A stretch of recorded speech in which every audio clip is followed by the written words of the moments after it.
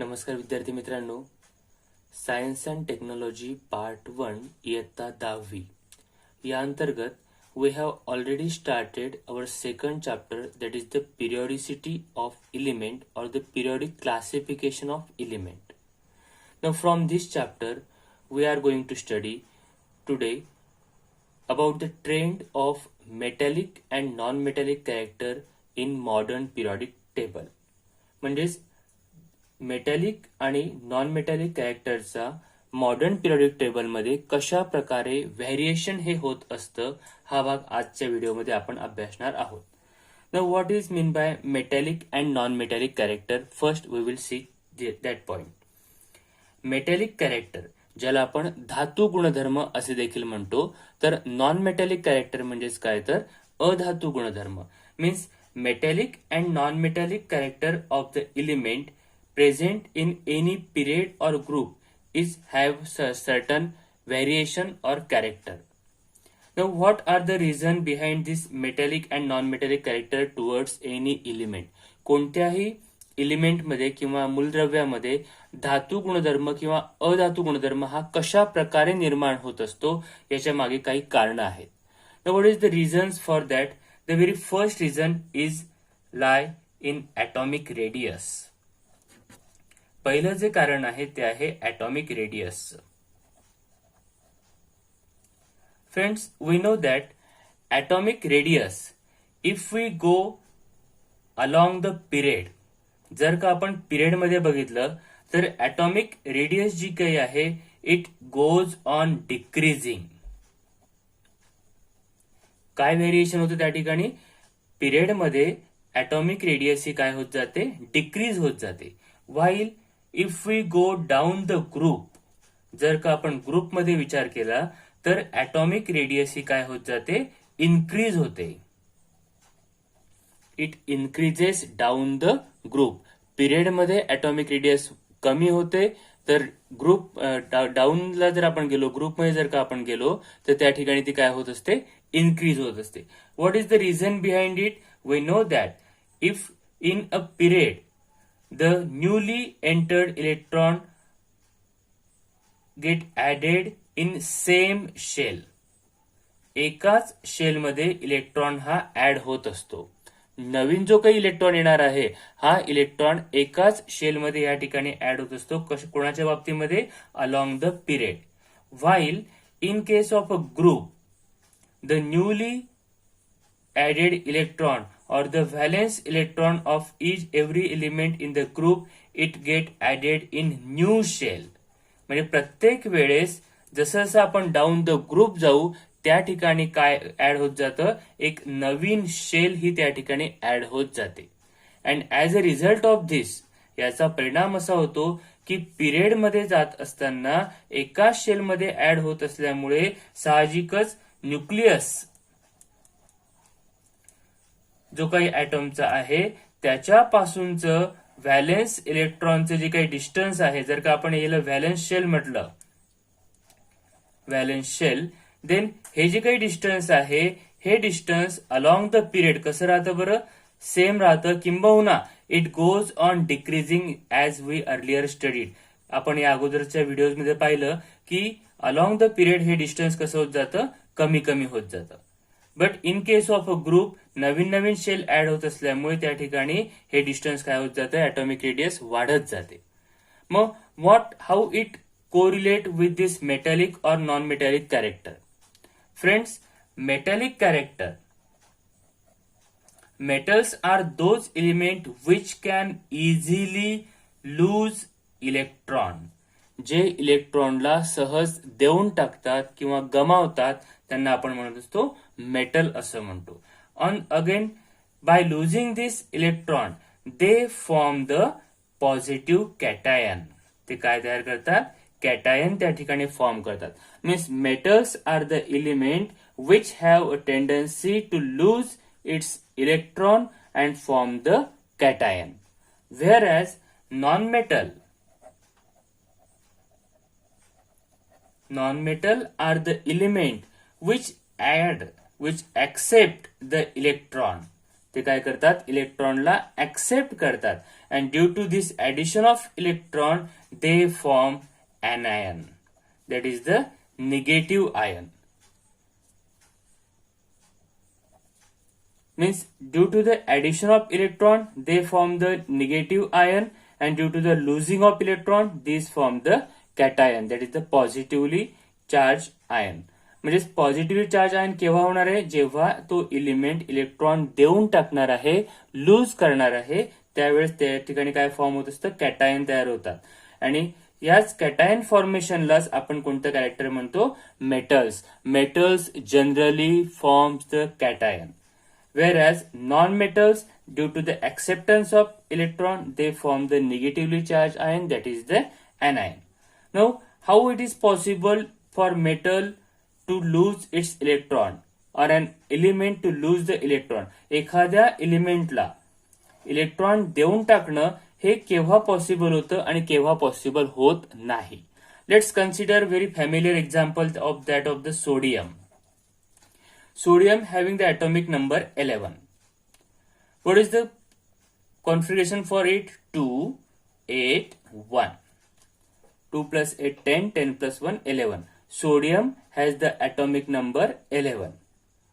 Friends, to achieve the nearest inert gas configuration as that of neon, neon 10 चं जे काही configuration आहे 2, 8, हे कॉन्फिगरेशन अचीव करण्याकरिता this sodium has tendency to lose this outermost electron. हा electron तो काय करतो, देऊन टाकतो. And due to the lose of this electron, हा इलेक्ट्रॉन दिल्यामुळे there is formation of a sodium positive ion. कोणता आयन तयार होतो त्या ठिकाणी, सोडियम पॉझिटिव्ह आयन तयार होतो. Now how this trend goes along the group or along the period. हे जे काही पॉझिटिव्ह आयन तयार करण्याची टेंडन्सी आहे ही पिरियडमध्ये आडवं जर का गेलो आपण तर काय चेंज दाखवते, आणि ग्रुपमध्ये जर का गेलो तर काय चेंज दाखवते बघूया. आपण या अगोदर पाहिलं की पिरियडमध्ये काय घडत असतं, नवीन इलेक्ट्रॉन हा एकाच शेलमध्ये ऍड होत असतो. And as a result of this, जर का ह्या व्हॅलन्स शेलमध्ये आपण सुरुवातीला विचार करूया पिरियडचा, along the period. Along the period जेव्हा आपण विचार करतो त्यावेळेस हा जो काही निगेटिव्हली चार्ज इलेक्ट्रॉन शेवटच्या शेलमध्ये आहे, ह्या इलेक्ट्रॉनला रिमूव्ह करण्याकरिता जे काही फोर्स ऑफ अट्रॅक्शन आहे, आता हे इलेक्ट्रॉन कशामुळे या न्यूक्लियस भोवती फिरत असतात बरं, due to the attraction force exerted by this nucleus. हा न्यूक्लियस या इलेक्ट्रॉनवरती फोर्स ऑफ अट्रॅक्शन एक्झर्ट करतो. And because of that force of attraction these electrons they are bounded around this nucleus. या न्यूक्लियसच्या अराउंड हे इलेक्ट्रॉन काय होत असतात, मूव्ह होत असतात, रिव्हॉल्व्ह होत असतात.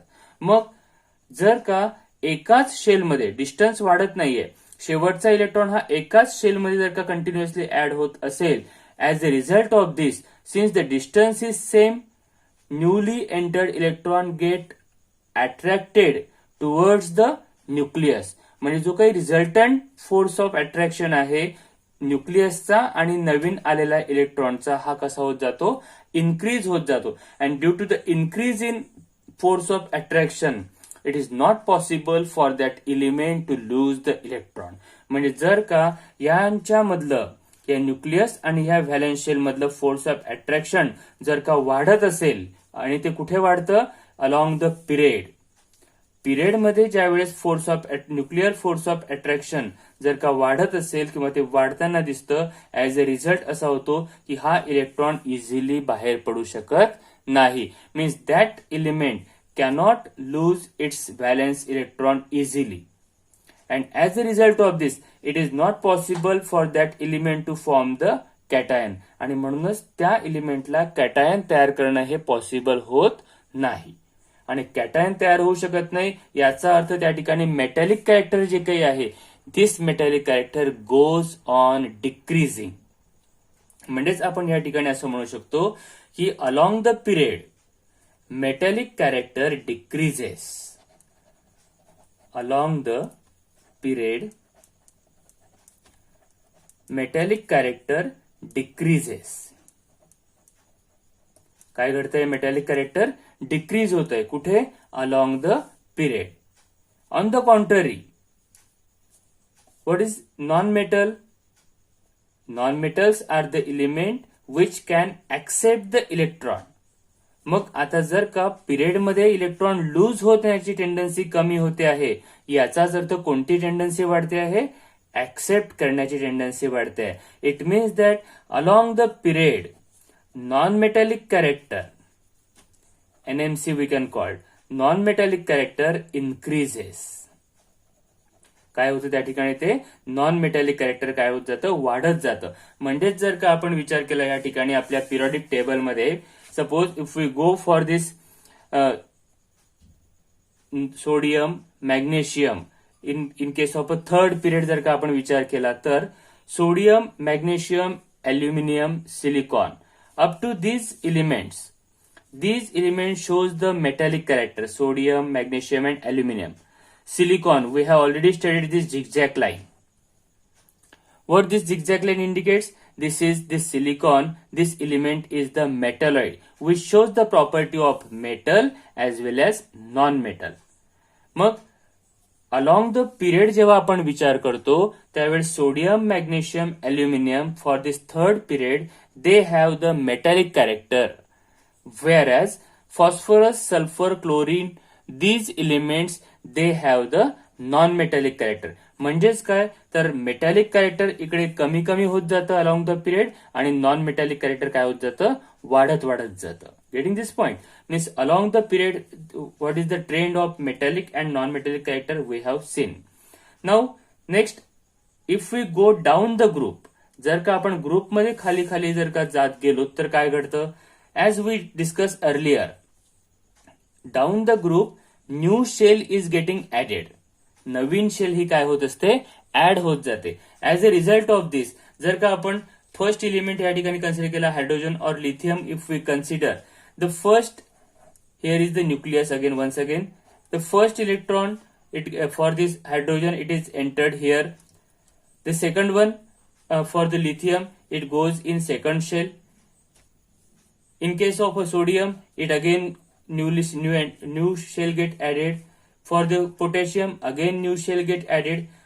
What result of this due to the addition of this new shell? याचा परिणाम काय घडतो आहे की the distance between nucleus and the valence electron or the valence shell, it is increasing continuously. म्हणजे जसं जसं आपण डाऊन द ग्रुप येत जाणार आहोत, खाली खाली येत जाणार आहोत, त्या ठिकाणी काय घडतं आहे? न्यूक्लियस पासून व्हॅलेन्स इलेक्ट्रॉन हा कसा होत जातो आहे? दूर जातोय. ऍज अ रिझल्ट ऑफ दिस, न्यूक्लिअरचा जो काही फोर्स ऑफ अट्रॅक्शन आहे ह्या इलेक्ट्रॉनवरचा तो कसा होतोय? कमी होतोय. आणि याचा परिणाम असा होतो की हा इलेक्ट्रॉन इझिली त्या ठिकाणी लूज होऊ शकतो किंवा तो निघून जाऊ शकतो. And that is why we say that while going downward in any group, electropositivity of element goes on increasing while electronegativity goes on decreasing. म्हणजेच काय? डाऊन द ग्रुप जेव्हा आपण जाणार आहोत त्या ठिकाणी metallic character is increases. Metallic character काय घडतं? इन्क्रीज होतं. Whereas non metallic character goes on decreasing. काय घडणार आहे? ते डिक्रीज होणार आहे. मेटॅलिक कॅरेक्टर खाली जात असताना इन्क्रीज होतं, तर नॉन मेटॅलिक कॅरेक्टर हे डिक्रीज होत असतं. Getting this point? What is the reason behind this? The main reason is atomic radius. Second reason is the force of attraction exerted by the nucleus. न्यूक्लियसने ह्या valence shell electron वरती exert केलेलं force of attraction काय आहे, यांचा जो काही combine effect आहे, त्या कंबाईन इफेक्टमुळेच आपल्याला एलिमेंटमध्ये जे काही व्हेरिएशन आहे मेटॅलिक आणि नॉन मेटॅलिकचं ते व्हेरिएशन आपल्याला या ठिकाणी ऑब्झर्व करायला मिळत आहे. What are the points to remember here? The first point, while going downwards in any group, the electropositivity of element goes on increasing. Down the group, electropositivity means what? Metal character. Electropositivity चा अर्थ काय होतो? Metallic character goes on decreasing. Whereas on the contrary, while going down, non metallic character, ज्यालाच आपण काय म्हणतो electronegativity, this electronegativity goes on decreasing. खाली येत असताना मेटॅलिक कॅरेक्टर वाढत जातं, नॉन मेटॅलिक कॅरेक्टर कमी कमी होत जातं. Again if we go from left to right, while going from left to right in any period, the electronegativity of element goes on increasing. ह्या बाजूला आडवे जेव्हा आपण जात जाणार आहे त्या ठिकाणी इलेक्ट्रोनिगेटिव्हिटी वाढत जाणार आहे, म्हणजे नॉन मेटॅलिक कॅरेक्टर काय होत जाणार आहे, वाढत जाणार आहे. And electropositivity goes on decreasing. That is why we have return metallic character goes on decreases. Larger the electropositivity or electronegativity of element, higher is the reactivity. Yes, very important point to consider की कोणत्याही इलिमेंटची इलेक्ट्रोपॉझिटिव्हिटी किंवा electronegativity ही जर का जास्त असेल तर तो element हा कसा असतो बरं, मोस्ट रिएक्टिव्ह असतो, हायली रिएक्टिव्ह असतो. What is the reason behind it? याच्या मागचं नेमकं कारण काय आहे? कारण लक्षात घ्या की metal that is the electropositive element, non-metal that is the electronegative element, both of these element ज्या वेळेस हे दोन्ही एका पीक लेवलला असतात, म्हणजे याच्यात जर का मेटॅलिक कॅरेक्टर जास्त असेल तर हा नेहमी आता काय करणार आहे, कॅटायन फॉर्म करण्याची टेंडन्सी ठेवणार आहे. ओके.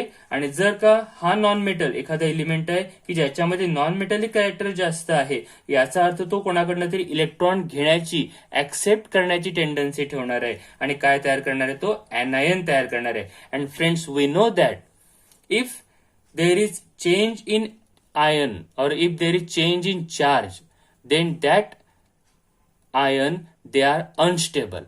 आणि असे अनस्टेबल जे आयन असतात हे कसे असतात नेहमी करता, दे आर मोस्ट रिएक्टिव्ह.